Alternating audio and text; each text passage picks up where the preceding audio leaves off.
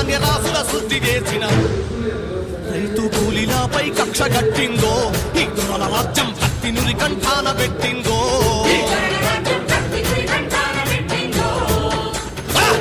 హింస పెరుగుతున్నాదో పేదోళ్ల నెత్తురు ఏరులయ్యి పారుతున్నాదో